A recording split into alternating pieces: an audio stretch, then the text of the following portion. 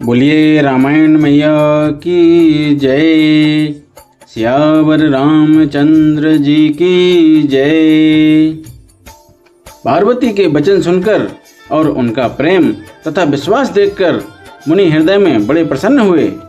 वे भवानी को सिर नवाकर चल दिए और हिमांचल के पास पहुँचे। उन्होंने पर्वतराज हिमांचल को सब हाल सुनाया। कामदेव का भस्म होना सुनकर हिमांचल बहुत दुखी हुए। फिर मुनियों ने रति के वरदान की बात कही। उसे सुनकर हिमवान ने बहुत सुख माना। शिव जी के प्रभाव को मन में विचार कर हिमांचल ने श्रेष्ठ मुनियों को आदरपूर्वक बुलवा लिया और उनसे शुभ दिन, शुभ नक्षत्र और शुभ घड़ी सुधवाकर वेद की विधि के अनुसार शीघ्र ही लग्न निश्चय कराकर लिखवा लिया। फिर हिमांचल ने वह लग्न पत्रिका सप्तऋषियों को दे दी और चरण पकड़कर उनकी विनती की। उन्होंने जाकर वह लग्न पत्रिका ब्रह्मा जी को दी। उसको पढ़ते समय उनके हृदय में प्रेम समाता ना था। ब्रह्मा जी ने लग्न पढ़कर सबको सुनाया। उसे सुनकर सब मुनि और देवताओं का सारा समाज हर्षित हो गया। आकाश से फूलों की वर्षा होने लगी, बाजे बजने लगे और दसों दिशाओं में मंगल कलश सजा दिए गए। सब देवता अपने भांति भांति के वाहन और विमान सजाने लगे। कल्याणप्रद मंगल सगुन होने लगे और अप्सराएं गाने लगीं। शिव जी के गण शिव जी का श्रृंगार करने लगे। जटाओं का मुकुट बनाकर उस पर सांपों का मोर सजाया गया। शिव जी ने सांपों के ही कुंडल और कंकड़ पहने, शरीर पर विभूति रमाई और वस्त्र की जगह बागांबर लपेट लिया।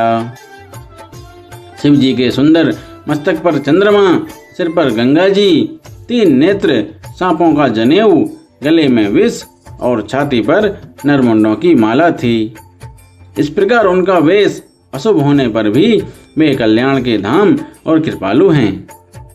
एक हाथ में त्रिशूल और दूसरे में डमरू सुशोभित है। शिव जी बैल पर चढ़कर चले। बाजे बज रहे हैं। शिव जी को देखकर देवांगनाएं मुस्कुरा रही हैं और कहती हैं कि इस वर के योग्य दुल्हन संसार में नहीं मिलेगी। विष्णु और ब्रह्मा आदि देवताओं के समूह अपने अपने वाहनों सवारियों पर चढ़कर बारात में चले। देवताओं का समाज सब प्रकार से अनुपम परम सुंदर था, पर दूल्हे के योग्य बारात ना थी। तब विष्णु भगवान ने सब दिक्पालों को बुलाकर हंसकर ऐसा कहा, सब लोग अपने अपने दल समेत अलग अलग होकर चलो। हे भाई, हम लोगों की यह बारात वर के योग्य नहीं है। क्या पराये नगर में जाकर हंसी कराओगे?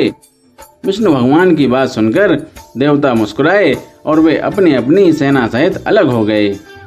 महादेव जी यह देखकर मन ही मन मुस्कुराते हैं कि विष्णु भगवान के व्यंग्य वचन नहीं छूटते।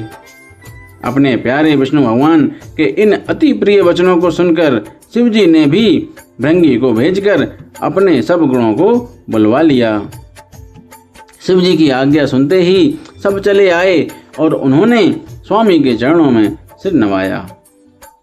तरह तरह की सवारियों और तरह तरह के वेश वाले अपने समाज को देखकर शिव जी हंसे। कोई बिना मुख का है, किसी के बहुत से मुख हैं। कोई बिना हाथ पैर का है तो किसी के कई हाथ पैर हैं। किसी के बहुत आंखें हैं तो किसी के एक भी आंख नहीं है। कोई बहुत मोटा ताजा है तो कोई बहुत ही दुबला पतला है। कोई बहुत दुबला, कोई बहुत मोटा, कोई पवित्र और कोई अपवित्र वेश धारण किए हुए हैं। भयंकर गहने पहने, हाथ में कपाल लिए हैं और सबके सब शरीर में ताजा खून लपेटे हुए हैं। गधे, कुत्ते, सुअर और सियार के से उनके मुख हैं। गणों के अनगिनत वेशों को कौन गिने। बहुत प्रकार के प्रेत, पिशाच और योगिनियों की जमाते हैं। उनका वर्णन करते नहीं बनता। भूत प्रेत नाचते और गाते हैं। वे सब बड़े मौजी हैं। देखने में बहुत ही बेढंगे जान पड़ते हैं और बड़े ही विचित्र ढंग से बोलते हैं। जैसा दूल्हा है अब वैसी ही बारात बन गई है। मार्ग में चलते हुए भांति भांति के कौतुक तमाशे होते जाते हैं। इधर हिमाचल ने ऐसा विचित्र मंडप बनाया कि जिसका वर्णन नहीं हो सकता। जगत में जितने छोटे बड़े पर्वत थे जिनका वर्णन करके पार नहीं मिलता, तथा जितने वन, समुद्र, नदियां और तालाब थे, हिमांचल ने सबको न्योता भेजा।